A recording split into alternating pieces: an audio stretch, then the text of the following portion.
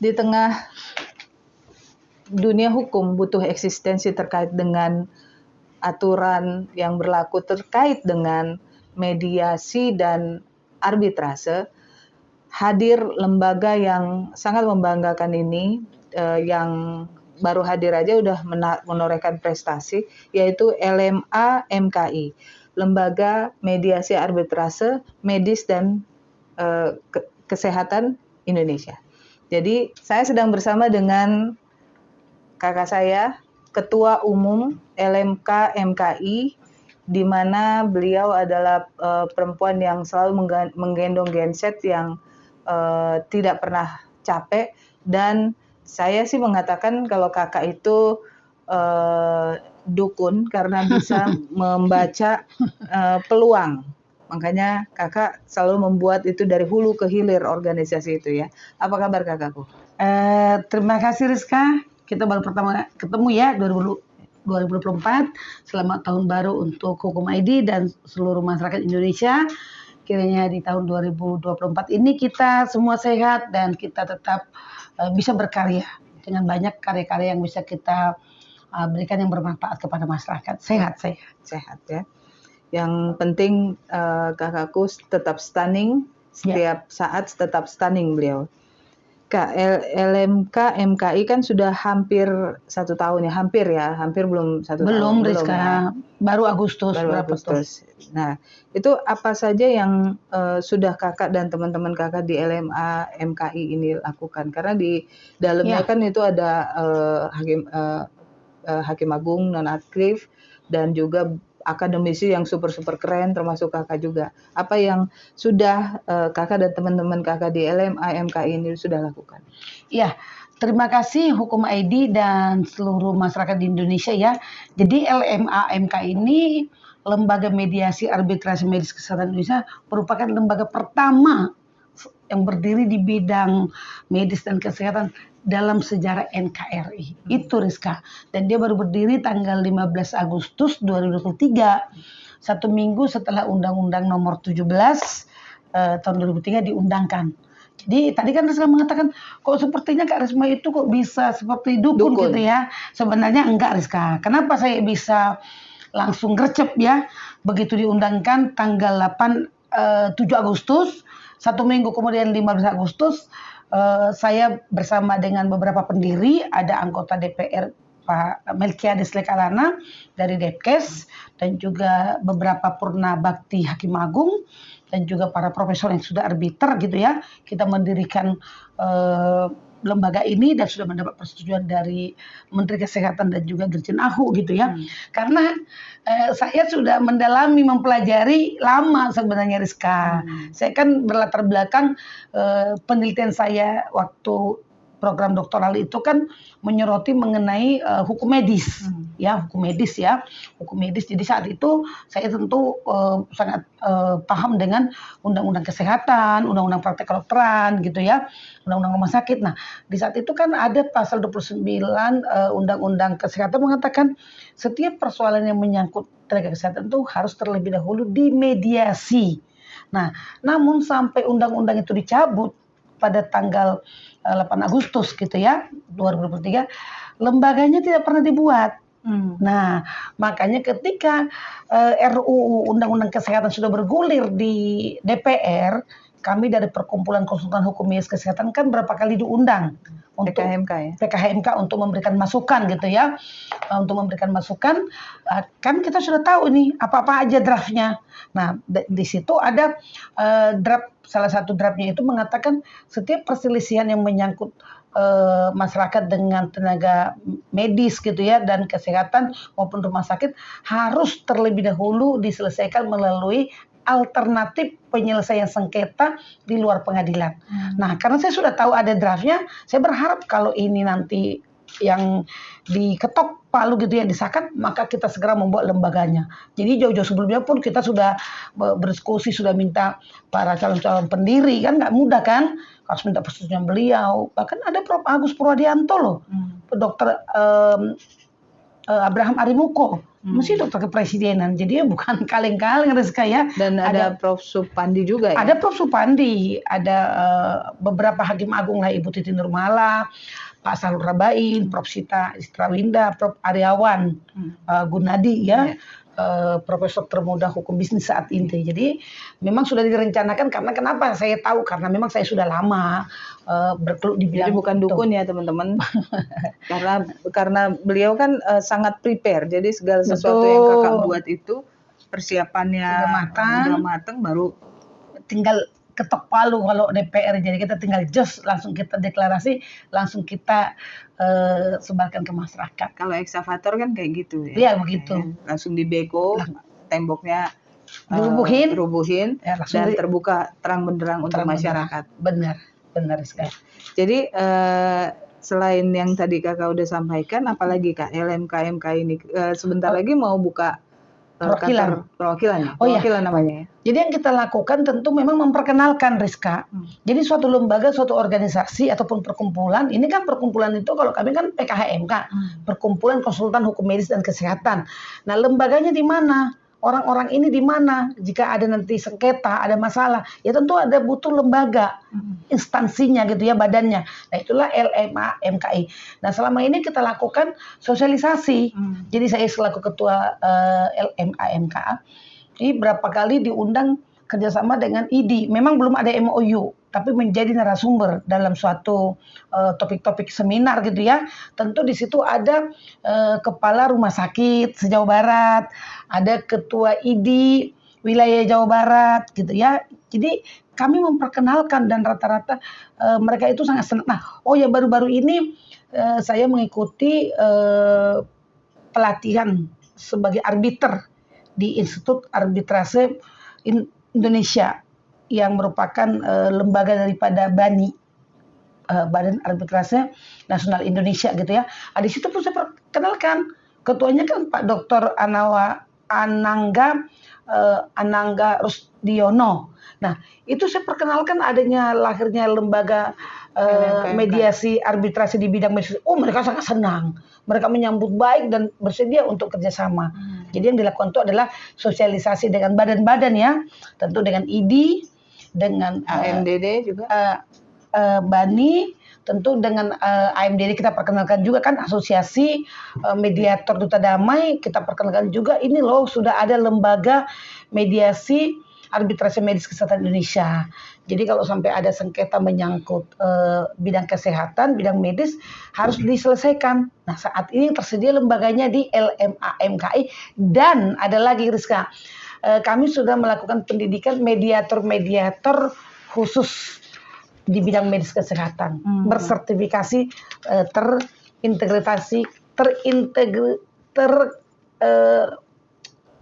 terintegrasi dengan Mahkamah Agung. Karena kan nggak bisa sembarangan melakukan pelatihan. Nah, jadi sertifikasi pengakuan itu harus dilakukan oleh lembaga yang terakreditasi, terintegrasi dengan Mahkamah Agung. Itu sudah ada 33 orang mediator-mediatornya.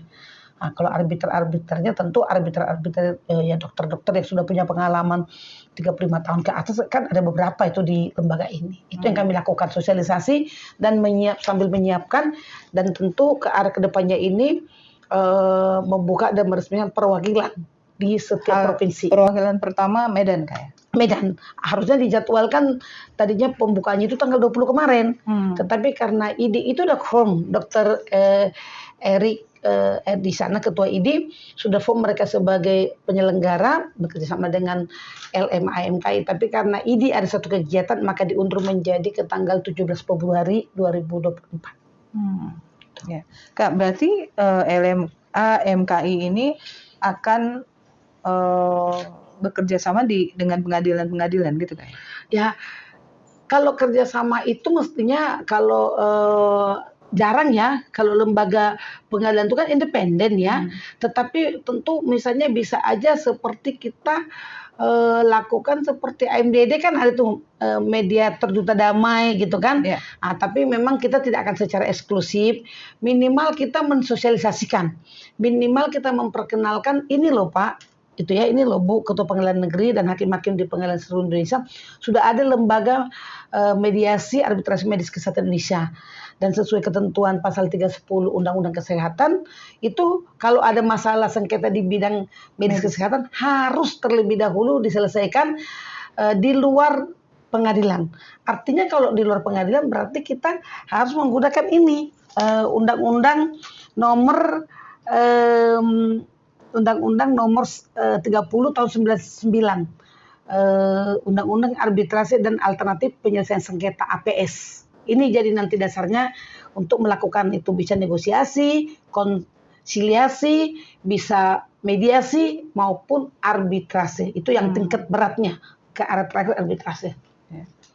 Terkait dengan hal itu Kak, sekarang tingkat kepercayaan terhadap arbitrase itu kan rendah banget. Kenapa saya bilang begitu? Karena putusan setiap produk atau kita katakanlah putusan yang dikeluarkan oleh sidang arbitrase itu kan katanya final and binding katanya, tapi implementasinya, kenyataannya masih bisa digugat di pengadilan, masih bisa dicabut, berarti bukan final dong. Itu di tengah ketidakpercayaan publik atau para pengusaha taruhlah begitu terhadap arbitrase itu, Kakak masih optimis ya dengan LMA MKI?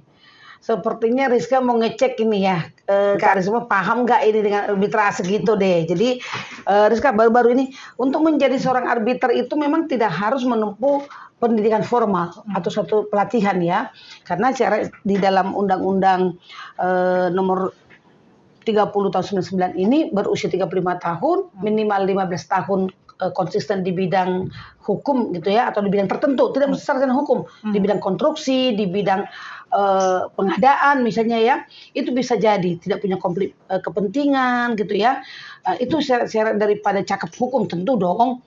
Kalau orang yang di bawah pengampuan kan tidak bisa, orang tidak waras kan tidak bisa. Jadi ada ketentuannya hanya mensyaratkan seperti itu. Nah, namun saya memang kemarin tuh mengambil pendidikan arbitrase di IARBI, Institut Arbitrase Indonesia ya. Nah, di situ saya belajar banyak. Saya pun pada awalnya sedikit pesimis sih, buat apa orang milih-milih penyelesaian sengketa di BANI ataupun melalui arbitrase, toh bisa dibatalkan gitu ya, dan mahal kan? Tidak final banding, mahal gitu ya. Tapi setelah saya mengikuti pelatihan pendidikan berkelanjutan, bahkan saya sampai ikut ujian kompetensi sampai akhirnya dinyatakan kompeten ya, sudah kompeten, dapat sertifikat untuk kompetensi arbitrase, baru kita semakin memahami tidak semua putusan arbitrase. Jadi putusan arbitrase bukan hanya BANI, ada LAPSJK di bidang sektor jasa keuangan, lembaga penyelesaian sengketa sektor jasa keuangan.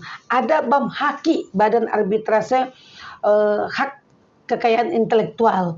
Baru-baru ini ada Badan Arbitrase Energi, macam-macam sudah. Ya, ada badapsi di bidang konstruksi. Kan memang arahnya ke sana ini penyelesaian sengketa ini yang cepat, terutama di bidang bisnis ya, di bidang bisnis. Nah, jadi itu sebenarnya pandangan skeptis ya, Rizka, yang belum paham betul. Karena kalau dilihat itu menurut informasi pengajar Kementu, saya belum penelitian. Saya kan akademisi Rizka. Jadi saya selalu kalau katanya itu harus jelas. Saya nggak bilang sekian persen. Saya nggak meneliti. Tapi menurut informasi kemarin dari pengajar di IARBI BANI itu kecil, hanya sekian perkara. Karena sebenarnya untuk bisa dibatalkan putusan BANI itu sangat limitatif. Nanti ini saya akan mau bikin seminar ini sebenarnya. Dia hanya di dalam pasal 70 ya, pembatalan putusan arbitrase itu dikatakan nih, terhadap putusan arbitrase pada pihak dapat mengajukan permohonan pembatalan apabila putusan terdapat diduga mengandung unsur-unsur sebagai berikut. Jadi hanya satu pasal. Yang pertama, surat atau dokumen yang diajukan dalam pemeriksaan setelah putusan dijatuhkan diakui atau dinyatakan palsu. Jadi kalau ada surat palsu yang digunakan. Yang kedua, setelah putusan diambil ditemukan dokumen yang bersifat menentukan yang disembunyikan oleh pihak lawan. Jadi saya dengan Rizka ini, termohon dan pemohon, ada surat yang disembunyikan, Rizka menemukan kemudian. Itulah dasar Rizka bisa membatalkan putusan arbitrase ke Tapi kalau pengadilan nggak ada negeri. itu nggak bisa ya? Tidak bisa. Putusan diambil dari hasil tipu muslihat, ya jelas. Kalau pakai tipu muslihat hanya 3 syarat ini. Di luar ini pasti ditolak. Dan saya yakin sekarang ini kalau sudah ada, ini kan sengketa bisnis. Kalau ada dalam perjanjian dikatakan klausulannya choice of law, pilihan hukumnya, memilih penyelesaian melalui arbitrasi di LAPSJK, di Badan Arbitrasi Nasional Indonesia, di BANI gitu. Saya yakin pengadilan tidak akan menerima perkara itu. Tentu akan dikatakan ini kompetensi absolut, tidak berwenang. Itu hanya karena kita belum mendalami aja, Rizka. Saya sangat optimis. Tetapi kalau saya kaitkan dengan LMA-MKI, kan tentu antara pasien dengan rumah sakit, pasien dengan dokter kan nggak mungkin pakai arbitrase. Arbitrase itu kan biayanya mahal. Ada presentasinya sebenarnya, tetapi itu terukur. Nah, sebelum kita mengajukan permohonan, maka kita harus membayar dulu sejumlah biaya sekian persen dari nilai yang dimohonkan, ataupun katakanlah kalau perdata digugat seperti itu. Nah, jadi nggak mungkin lah antara pasien dengan rumah sakit dengan dokter membuat perjanjian yang memilih secara arbitrase. Tapi kalau rumah sakit dengan rumah sakit, kan tadi lembaga ini kan medis dan kesehatan. Kesehatan itu kan menyangkut juga rumah sakit. Rumah sakit dengan farmasi. Rumah sakit dengan pabrik obat bisa. Jadi tetap ada optimisme dengan adanya pendirian lembaga mediasi arbitrase ini. Karena tujuannya supaya lebih cepat, perkaranya tidak bertele-tele. Seperti itu. Jadi saya sangat optimis. Dan ini juga bisa mengurangi perkara juga ya? Oh jelas. Penumpukan perkara di pengadilan kayak. Iya, jadi dengan adanya lembaga mediasi arbitrase, tentu kalau untuk pasien dengan rumah sakit dan dokter ya, tenaga kesehatan, tentu yang akan terjadi nanti itu mediasi paling yang tingkat terberat menurut saya. Negosiasi, konsolidasi kan itu kan, konsiliasi kan kapan aja bisa dilakukan. Tapi mediasi kan tentu dilakukan oleh seorang mediator. Ya kan? Mediatornya tentu tidak mediator yang umum. Harus mediator yang mempunyai latar belakang pendidikan, pelatihan medis dan kesehatan. Supaya bisa lebih mendekatkan si pasien dengan si tenaga medis ataupun rumah sakit seperti itu. Jadi kalau untuk pasien, saya yakin banget yang akan lebih banyak digunakan adalah metodologi penyelesaian secara mediasi. Ya. Kak, aku mau sedikit berbicara tentang regulasi. Apa menurut di bidang mediasi dan arbitrase, menurut Kakak apa yang perlu di-upgrade atau ditambahkan agar bisa menunjang tugas seorang mediator dan arbiter? Oh iya, jadi yang di-upgrade itu tentu tadi seperti dikatakan ya, Rizka ya. Kalau untuk menjadi seorang arbiter, di sini dikatakan hanya cukup dia berusia 35 tahun. Nih, pasal 50 pasal 20 ya, sebentar. Di dalam pasal syarat-syarat, nah ini biasanya saya coret-coret ini. Ya, jadi syarat-syarat daripada untuk bisa diangkat menjadi arbiter itu dia berusia 35 tahun minimum, ya. Dia cakap melakukan hukum, ya. Dan juga cakap melakukan hukum dan juga tidak punya konflik kepentingan, ya. Objektif maksudnya gitu. Nah, tentu ini nggak cukup hanya seperti itu. Kan gini, seorang arbiter dia kan membuat keputusan, pada akhirnya membuat keputusan tapi di luar pengadilan. Nah, keputusan ini kan tentu ada pertimbangan. Pada waktu saya kemarin pelatihan itu ada pertimbangan, membaca semua alat-alat bukti, kenapa harus kita kabulkan permohonannya, kenapa harus kita tolak. Nah, itu kan kalau kita tidak melalui suatu pelatihan, menurut saya pasti tidak akan bisa menjadi seorang arbiter yang handal. Nah, dan nanti arbiter itu kan bisa juga dia seperti majelis. Jadi bisa arbiter tunggal, bisa arbiter majelis. Ya, nah tentu saling melengkapi. Misalnya di bidang pertambangan, nanti ada orang hukumnya di situ, ada bidang ekonominya. Jadi menurut saya memang tidak akan ada seperti magang, Rizka. Karena arbitrase ini kan bersifat rahasia. Sehingga tidak akan bisa kita magang nanti arbiter bersidang kita magang dulu sama arbiter tertentu, tidak. Tentu saya pikir pelatihan-pelatihan itu penting dan tentu kita mendapat kepercayaan daripada para pihak. Jadi tidak ada arbitrase tanpa ada kepercayaan ataupun penunjukan pihak. Kan itu kan kesepakatan. Jadi tidak akan ada arbitrasi tanpa kesepakatan ataupun penunjukan para pihak, tidak akan terjadi. Jadi tentu kita harus menjaga reputasi. Tentu pada waktu kita nanti mendapat penunjukan menjadi seorang arbiter, kita harus menjaga integritas. Ya tentu misalnya seorang masih temu orang, siapa sih nggak kenal atau mengenal, nanti semua jadi pihaknya, saya terus nggak objektif, nggak akan dipercaya kan Rizka. Nanti teman saya Peradi, teman saya PKHMK, teman saya AAI, pihak-pihaknya maksudnya, kuasa hukumnya. Ya, jadi tentu yang tentu di-upgrade itu ya tentu ada pengetahuan-pengetahuan untuk itu kok. Boleh ikutlah pelatihan, sekalipun tidak diwajibkan untuk menjadi seorang arbiter. Berarti LMA MKI ini juga salah satu karyanya ada di bidang pendidikan juga boleh membuka semacam kursus atau apa gitu Kak ya untuk anggota ya? Atau harus menjadi PKHMK dulu baru bisa ke LMA MKI atau AMDD atau bagaimana? Oke, jadi gini, kepada sahabat-sahabat saya, rekan-rekan advokat maupun akademisi ataupun tenaga medis ya yang tentu mencintai hukum medis dan kesehatan. Kalau untuk LMA MKI kita tidak akan melakukan pelatihan khusus. Nah, tetapi yang kita latih itu adalah mediator-mediatornya. Makanya tadi kan saya katakan angkatan pertama begitu Agustus kita mendirikan LMA MKI, maka kami sudah melakukan pelatihan khusus. Kami itu perkumpulan mediator medis. Jadi ini kalau AMD itu adalah mediator umum, palu gada, apa lu gua ada. Perceraian, tanah, perikatan, ya itu semua di AMDD. Tapi kalau namanya PMAMKI, Perkumpulan Mediator Arbiter Medis Kesehatan Indonesia, yang ketuanya adalah Profesor Siti Nur Aziza Mahruf Amin. Nah, itu yang melatih pada angkatan pertama, dan tentu ini akan kita lakukan terus sesuai dengan kebutuhan. Jadi di perkumpulan mediator medis inilah dilatih untuk menjadi bagaimana seorang mediator medis kesehatan.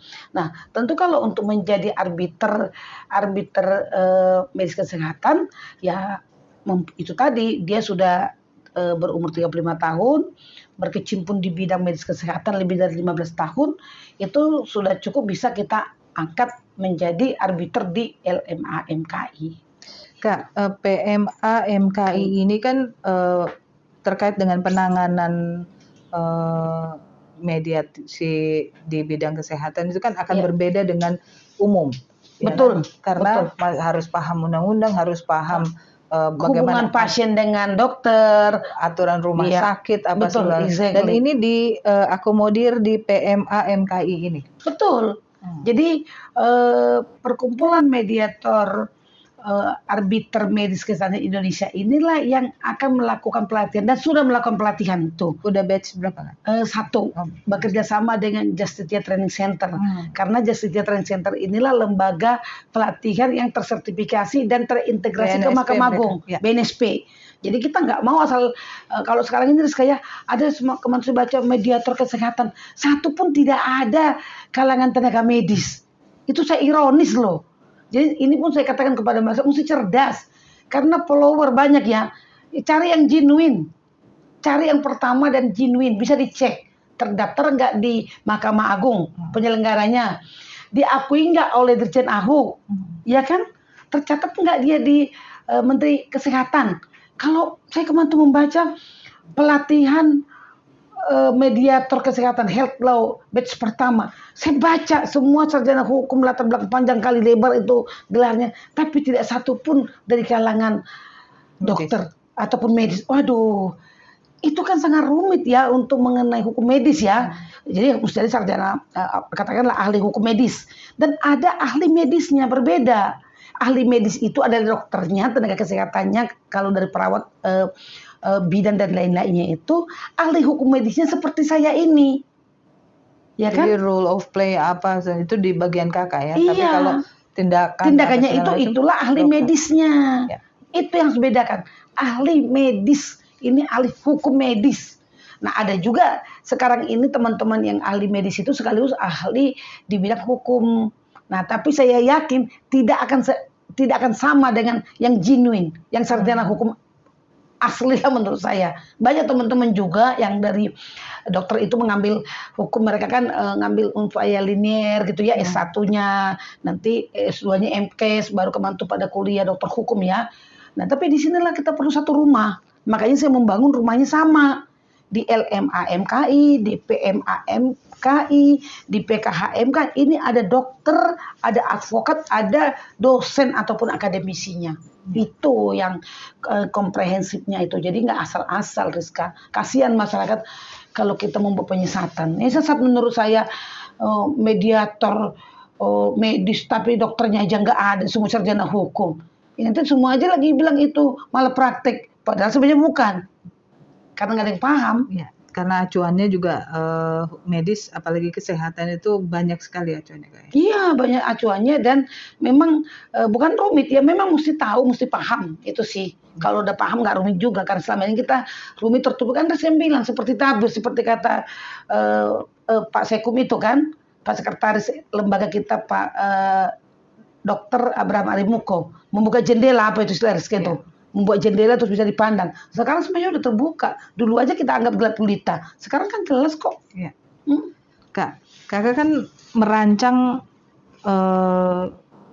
untuk arbiter dan mediator ini dari hulu ke hilir. Ya.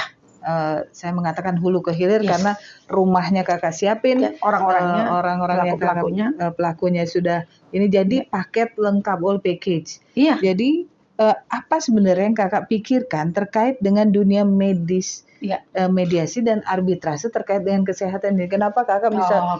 Itulah makanya saya sebut kakak dukun, karena dia sudah memikirkan dari hulu ke hilir dan nanti endingnya sampai di mana kakak udah tahu gitu. Gitu ya, kenapa gitu ya. Nah, jadi saya gini sekarang, saya berpikir gini, dunia pelayanan kesehatan ini kan sangat mulia sebenarnya, karena setiap orang mulai lahir sampai kita menutup mata pasti berhubungan dengan dokter dan rumah sakit ya. Tetapi karena ketidaktahuan kita, karena kita terlalu tergantung selama ini kepada dokter, sehingga terjadi pembodokan. Maksudnya pembodokan apa? Sebenarnya terjadi malah praktek, terjadi salah tindakan medis, tapi katanya itu takdir, tapi katanya itu nasib. Dan tidak satupun selama ini advokat yang bisa mengungkap itu. Tidak ada yang bisa.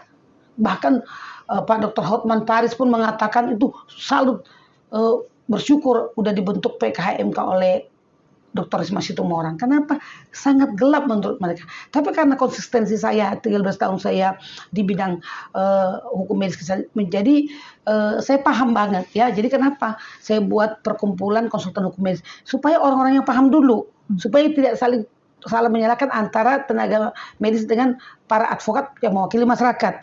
Setelah itu, ketika terjadi sengketa, kan nggak bisa dihindari ketika ada hubungan transaksional penyelenggaraan kesehatan, pasti ada hubungan hukum yang terjadi, yaitu perjanjian tanda petik. Kita memberikan kesehatan kita kepada dokter dan rumah sakit. Kalau terjadi masalah dan itu nggak bisa dihindari, maka sudah ada orang-orang yang paham untuk penyelesaiannya. Yaitu tadi, kalau pidana apakah di RJ, apa batasannya, kalau perdata didamaikan seperti apa mediasinya. Nah, terus kalau sudah paham terus bagaimana? Di mana mereka? Seperti selama ini Undang-Undang Kesehatan dari tahun 2009 tidak pernah dibuat rumahnya, hanya undang-undang yang dibuat. Maka terjadi tetap ke pengadilan, ke polisi, ya kan terjadi Rizka. Ke ID bahkan nggak tahu orang ke ID melapornya terjadi kematian ataupun kerugian. Maka saya dan kawan-kawan membuatlah rumahnya ataupun lembaganya yang disebut LMA MKI. Jadi mulai dari hilir ke hulu, hulu ke hilir, memang kita bikin satu. Kenapa? Tujuannya agar penyelesaian sengketa medis kesehatan itu konkret dari awal sampai terakhir kakak pegang, dan dilakukan secara berkeadilan dan bermartabat. Karena itu hasil disertasi saya, penyelesaian sengketa medis yang berkeadilan dan bermartabat bagi dokter dan tenaga kesehatan, terutama lagi kepada pasien masyarakat yang merupakan orang lemah, orang kecil. Itu Rizka cita-citanya. Itu ya, berarti sekali lagi aku mau tekankan bahwa kakak bukan dukun, tapi pintar Kakak bisa membaca peluang, Yes. Kak ya, Ya. peluang terkait dengan Dan saya sangat bahagia sekali, Rizka. Saya selalu mengatakan ini pertama kali ada di NKRI. Bahkan Ketua Bani pun sangat senang, Pak Dr. Anangga Rusjono. Senang katanya sudah ada penyelesaian sengketa di bidang medis melalui mediasi. Jadi disambut baik oleh bahkan sejenis seperti Bani, Ikatan Dokter Indonesia, dan dokter-dokter pun senang. Dan berarti nanti bisa bekerja sama atau saling bergantung Kolaborasi. Kak ya? Kolaborasi Ya? Dengan jadi Bani. bisa dong. Jadi tentu kan kalau Bani itu kan hukum bisnis pada keseluruhannya. Nah, sementara yang menyangkut medis dia kan mengatakan oh sudah ada lembaganya ke sana. Kan bisa juga arbitranya kita pakai kalau ada di sana yang mendalami di bidang medis kesehatan, bisa menjadi listing ataupun tercatat di LMA/MKI, Rizka. Bisa. Kak, apa harapan Kakak untuk para mediator di seluruh Indonesia? Saya hanya menyebut mediator, bukan arbiter, karena mediator bekerja tanpa pamrih dan tugas dari pengadilan, walaupun kadang-kadang paling dibayarnya dikit gitu kan, Kak ya? Ya kan? Nanti kalau arbiter kita bahas setelah mediator ini. Ya, kalau harapan saya sih mediator itu kan mulia ya, mendamaikan. Ya, saya sih orang Kristen ya. Tuhan itu sangat senang kepada pembawa damai. Itu yang saya ingat. Tuhan sangat mengasihi dan senang kepada orang-orang yang mencintai kedamaian dan pembawa damai. Ya kembali lagi perdamaian seperti apa. Tentu kan damainya kan yang adil, yang win-win solution. Nggak boleh memaksa gitu ya. Jadi saya berharap mediator-mediator terutama AMDD, Asosiasi Mediator ini sudah di 3 PN loh. PN Jakarta Pusat, PN Jakarta Utara, dan Jakarta Timur. Ada lagi tersebar juga sampai Cibinong. Selatan belum kan? Selatan belum. Tinggal selatan sama barat. Jadi saya berharap tentu kepada anggota Asosiasi Mediator Duta Damai yang ada sampai saat ini lebih 70 orang, kita mari melakukan secara profesional, melakukan secara tulus, dan kita benar-benar mengabdikan sebagian aja. Sekecil apapun itu akan berarti bagi para pihak-pihak untuk kita damaikan. Dan tentu membawa ataupun memberi sumbangan kepada pihak pengadilan untuk mengurangi tunggakan perkara. Karena banyak loh yang sudah kami damaikan. Dalam catatan, baik di utara, di timur, terutama Jakarta Pusat, sudah puluhan yang bisa berhasil didamaikan oleh mediator. Dan damai dengan indah kan ya? Damai dengan indah. Bukan damai di Pemaksaan. dalam terus berantem lagi di luar gitu.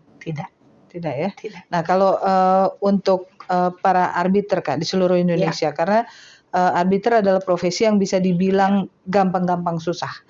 Karena salah satu kendalanya adalah itu yang saya bilang stigma masyarakat yang menyatakan bahwa putusan arbitrase sulit untuk dieksekusi dan biayanya mahal. Ya. Apa harapan Kakak untuk para arbiter? Ya, tentu harapan saya kepada arbiter ya, yaitu seseorang yang sudah dipercaya untuk memeriksa, memutus, untuk memberikan suatu keputusan ya dalam suatu sengketa bisnis ya di luar pengadilan, tentu harus menjaga integritas. Itu pertama dulu. Tidak bisa dipengaruhi oleh siapapun.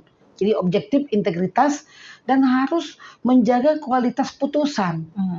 Orang akan respect, orang akan atau pihak termohon akan respect dengan putusan ketika putusan itu adil.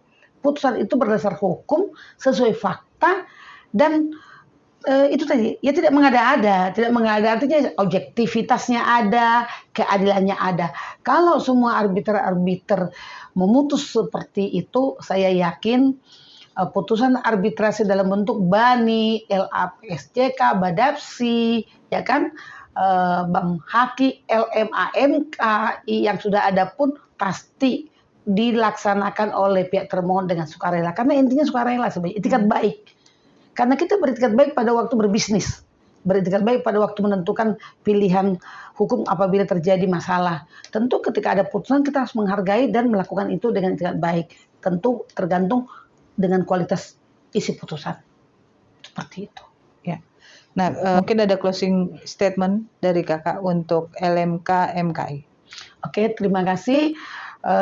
Sebagai closing statement daripada saya berharap di semua provinsi pada tahun ini akan kami buka dan resmikan perwakilan sehingga apabila ada sengketa di provinsi-provinsi, baik masyarakat ataupun dokter ataupun rumah sakit yang akan diselesaikan sengketanya tidak perlu jauh-jauh ke Jakarta, tapi bisa menghubungi perwakilan yang ada di daerah. Terima kasih.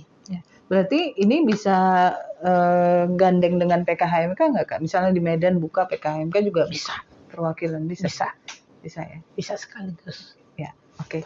Terima kasih. Jadi jelas ya, terang benderang ya teman-teman bahwa jangan mancing-mancing bicara masalah arbitrase sama kakak saya ini karena beliau baru saja selesai pendidikan terkait dengan arbitrase. Oke, terima kasih kakakku Terima waktunya. kasih, sukses Hukum ID, Amin. Rizka dan Amin. semua tim. Terima kasih. Terima kasih.